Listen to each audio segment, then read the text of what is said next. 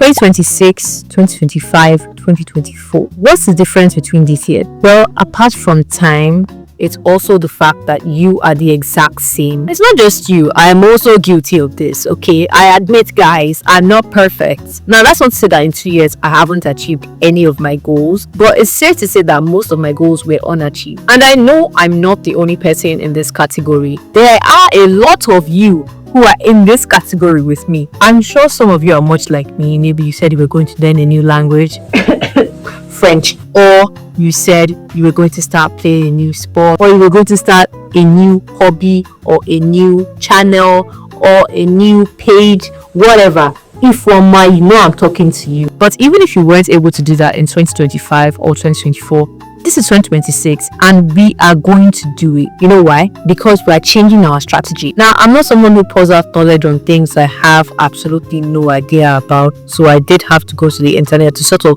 do a bit of research to ensure that I was thinking in the right direction and I was actually providing information of value. So anything I'm saying in this video that is not originally my idea, I am going to link you guys to the video I saw it from so that you can sort of tap the knowledge directly. You're going to get it directly from the source is what I'm saying. So if you hear anything from this video that you feel like you want to know more about, you can go and reference that video and I'll probably put a thumbnail or perhaps a link in the description just so that you can be able to go there. But like I said, I reviewed, I added and removed some information just so that the information I got feels natural to me. So I realized that the reason why I was not doing as well, or I was not hitting as much as my goal, was because I wasn't doing a particular thing correctly. But even before we get to that particular thing, no idea, there are some things that you need to know first, and these are the information that I got from the other videos, and I feel like you need to know them because I also didn't know them, and I also did not know how not having that information was affecting my life. The first thing we're going to discuss is like a mindset change. So you have to switch from like your character or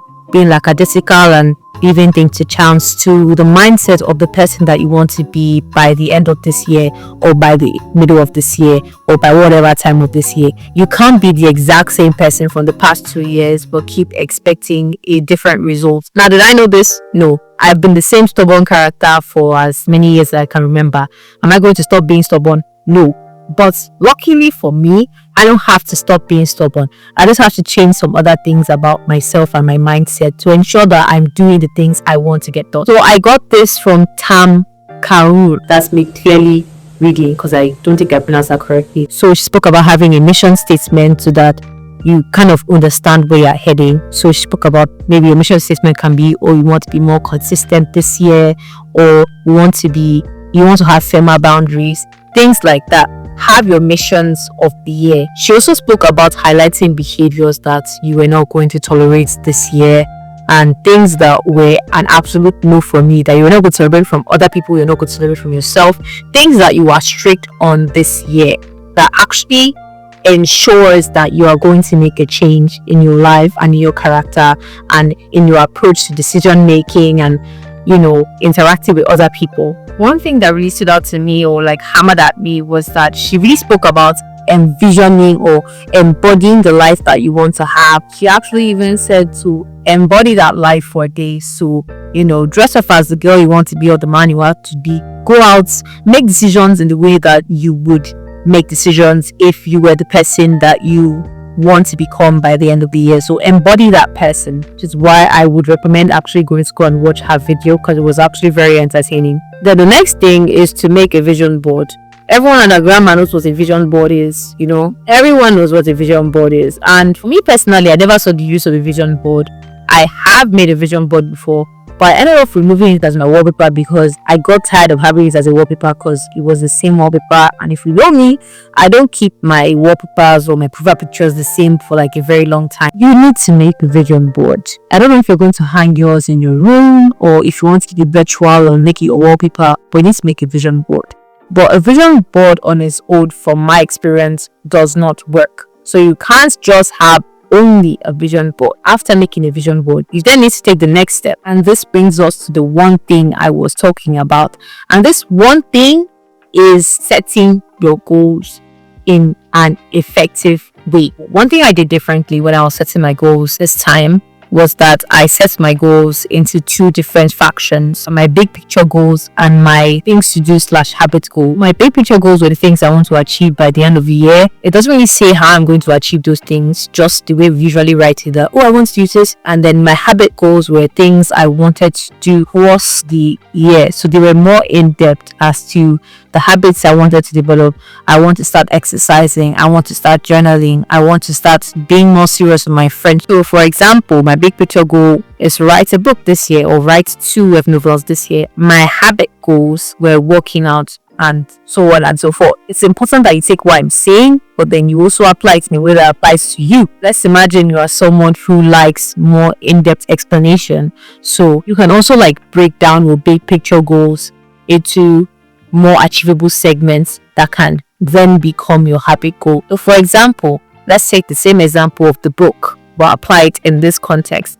So if I say I want to write a book this year as my big picture goal, then my habit goal would be to maybe write 1,000 words every 2 days or 10,000 words a week. So after writing my big picture goals and my habit goals, then I started dividing them into quarters. If you've worked in the corporate setting before, you realize that a lot of the goals that they set for certain projects are quarter based. So they have things they want to do by quarter 1, quarter 2, quarter 3, and quarter 4, which is every 3 months. There's things that they want to have achieved by the end of that quarter. And that's kind of how I'm working when I'm setting my goals. So I really made sure that I was working in terms of quarters, but I'm going to talk more about that later. Just understand what you need for yourself and make sure to delegate it appropriately. If it's something that's kind of annoying for you, which is everything I've said from the whole mindset shift to the goal thing that I just mentioned now, so the things I'm going to mention, you don't really have to write it down on your own.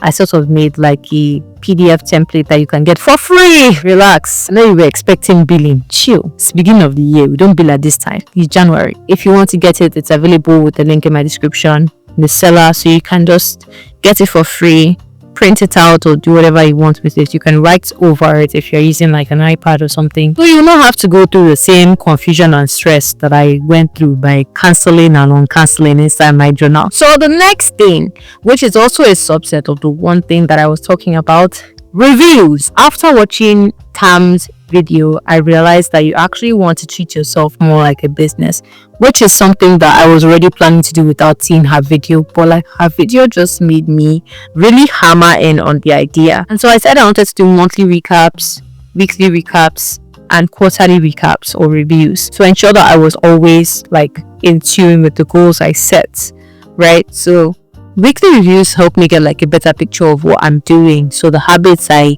did properly this week, the habits I neglected this week, the habits that I did not do so well in this week that I may need to dedicate more time to. Weekly reviews to just let me know that, okay, I'm lacking in this aspect. I need to devote a bit more time to this. So this is ground control, right? It makes sure that things don't get out of hand. And then we have monthly reviews. Monthly reviews were actually not my idea. I got the idea from Sophie DiLoreto. I think I pronounced that wrong, but I'm going to put the video here. And she basically emphasized monthly recaps. And at the end of the month, you write things that you achieved in that month, things that went well and things that didn't go well. Just that you're always mindful of stuff that you did this month. You are not only, giving yourself accolades, but you're also acknowledging things that didn't go well. And when you're someone that regularly sets a lot of goals, sometimes it's easy for you to forget that you've actually done something good this month. You just achieve it and move on with your life. But a monthly recap could make you know that, okay, I did this month. This is actually good. I didn't waste the entire month, So, and then finally, we have quarterly reviews. And quarterly reviews were my idea. This was actually the first thing that I wanted to do. I'm looking at my goals in terms of quarters. So there's Q1 to Q4, and I have my goals shared across these different quarters. So my big picture goals, I have them shared across the 4 quarters of the year.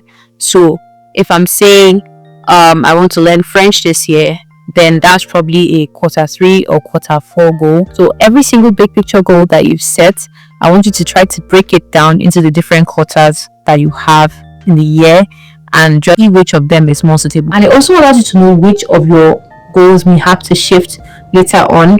Let's imagine that you didn't do a lot of research on something and you said it was going to be a quarter 1 goal, but like there's a delay and then life happens, you have to push it to quarter 3 or even quarter 4. It allows you to keep track of your goals, so you're not just coming at the end of the year and saying, I should have done it here, but it shifted. Also, there's also something weird I'm doing that I don't think anyone is doing either. Well, I don't know if you guys have seen the 365 button TikTok that we all came across, and she was like, she doesn't want to explain. I don't know if anyone else understood, but I feel like I kind of understood what she was saying. But I don't have money for 365 buttons, so I decided I was going to do it quarterly. So the first quarter from January to March is about 90 days. So what I did was I drew 90 circles, and every single time I tick them accordingly to ensure that I am keeping up to date with the days as they are going by, and I'm always making sure I'm doing something productive. So I'm not sure what I'm doing in 2026 that I didn't do in 2025 and 2024 is tracking my goals and being absolutely resilient in tracking those goals. Always want to be tracking your goals, and you always want to make sure that any delay that is happening in a particular goal, you have to know what is causing the delay, how long that delay is going to impact that goal. You actually want to take yourself serious. I know all of us are saying, oh, it's going to be a strict year, it's so serious, you guys don't even know what's on here. You need to be resilient, you need to be gruesome in tracking your goals to make sure that they don't slip away from you. You have to be having reviews.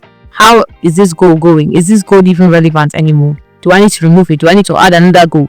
You will see that in Sophie's video. She'll say, okay, you have to know whether your goals are still relevant, whether you want to add more. You have to constantly be tracking, and that is the one thing that we're doing differently in 2026. You have to be making the appropriate plans to hit those goals while you're tracking them. So if there's anything that you need to change in your strategy, if there's any decision that you need to look into making to actually achieve the goals, or any plan you have to change, any amount of money that you have to add to hit the goal, whatever, you have to be resilient in tracking and making decisions. That is all the tips I have for today. So this is everything I'm probably going to be doing differently this year, so I can actually be the person I want to be by the end of the year. And if you guys found it helpful, you can also join me in the wonderful adventure of becoming the It Girl this year. Because any information that I feel like is kind of like an overload in this video and you just want like a small summary,